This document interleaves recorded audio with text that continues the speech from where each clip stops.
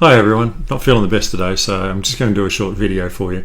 I thought I'd go look at the settings for the blog site, so WordPress should I say, not the blog site as we used to call them. The settings are really important. There's a lot of things that you can do in there that will help you with your site and help it run a little bit smoother and solve a few problems you've got with spam and that. So if we go over to our side menu, we've got settings. If I click on that, it takes me to the basic one, which is the general settings. So the site title, if you don't put a plugin in for SEO purposes, the site title will become the title that Google sees, and just another WordPress site describes what the site's about. So it is kind of shown on the page. So you can get rid of these just by typing in them.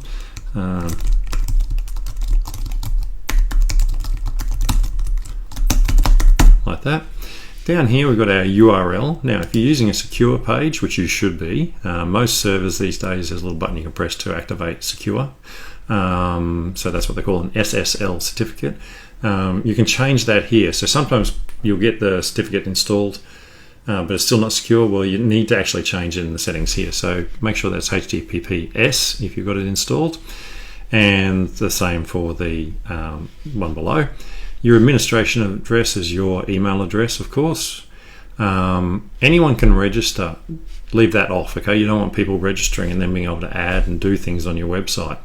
Obviously, the default role is subscriber. If that is an administrator, they can do anything to your site. As editor, they can do a lot, etc., etc. as you move down. So leave that as subscriber. Otherwise, if something does happen, they can get in.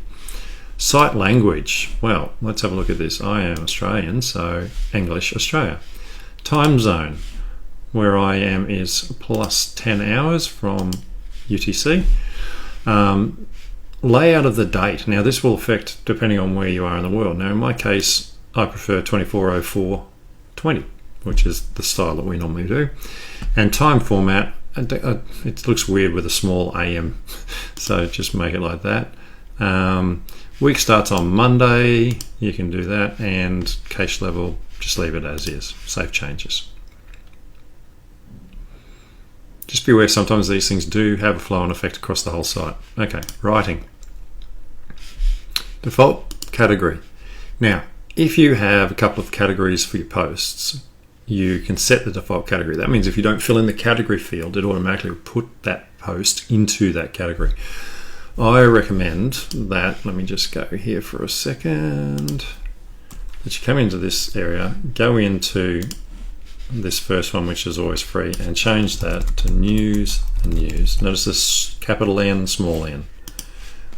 Okay, so that there's nothing comes up as uncategorized. That looks really unprofessional to say the least. Okay, settings, writing. Now my default category is news. Default format is standard, obviously. I'm using Classic Editor because I put that plugin in.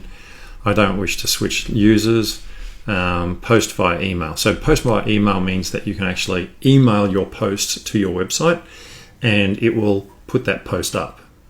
Most people don't know that exists, let alone uses it. I don't recommend it. And update services, when you post onto your website, it automatically goes away and tells Google and the rest of the web through Ping-O-Matic. So just leave that as it is. I've done it before where I've actually put like hundreds in here, and that works as well. But you know, one will work good. Okay. Next, reading. So this is when someone comes to your site. Okay, static page. So homepage is the page called homepage, and my blog post on the blog page. Show 10 on that page of blogs. I could have hundreds or 5 or whatever I want. Syndicate 10. Now, for each post in a feed, include full text or a summary. Just make it a summary, okay? This is the killer. And often we'll see this with web pages when we go in to do SEO on a website for somebody and they cannot get listed in Google, they cannot work out why. Some twit at the web development company has turned on this, okay? So they've clicked this one here and it just blocks the search engines from indexing the site. Now, it might sound simple, you just go, oh, well, I'll just click it off and save. Yeah. That's how it's supposed to work, but it often doesn't. In fact, it can leave an indelible mark on your website. So don't turn this on. If you're going to be building a site or whatever, just use a plugin that allows you to say it's in maintenance mode or it's in coming soon mode. Okay, there's plugins that do that. So do not tick this here.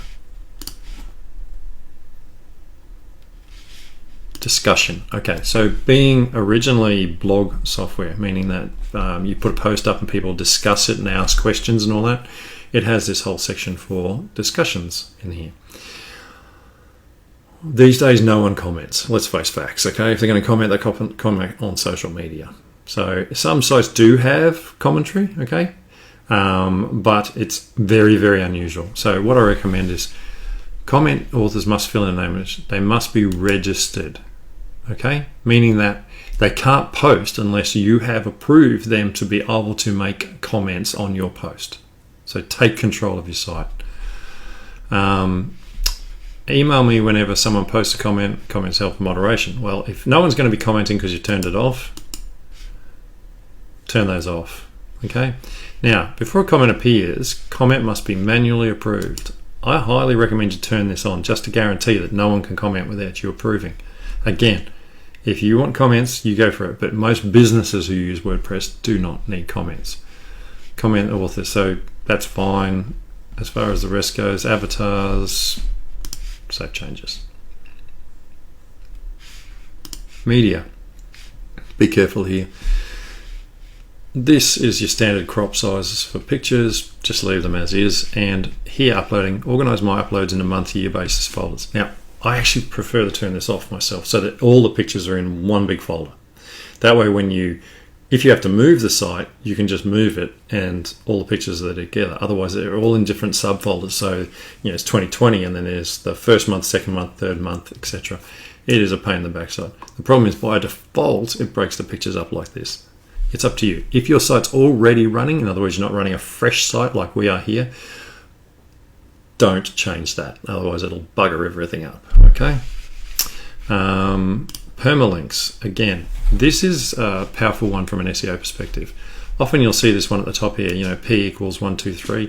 You don't want that because you want it to say the name of the page, don't you? So we have custom structure, always starts with a slash and then post name. So it'll take the post name and display that there. So that gives you, $1 Million Web Brand / blog or whatever you called that page, the blog.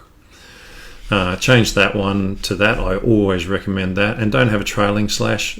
Whoever has a slash at the end of a sentence, it just doesn't work. Click Save Changes, and that will apply across your whole website. Highly recommend that you do that.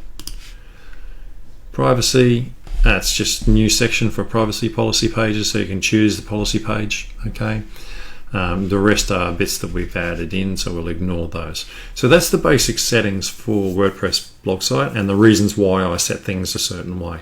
As I said, most people don't comment, so turn off commenting. Make it impossible for someone to be able to comment without their comment being approved. Otherwise, you'll see tons and tons of comments. Why? Because there is bots out there that just look for unblocked sites and make weird comments with links to other sites to get the link back, okay? Hope this helps set up your WordPress site. Good luck with that.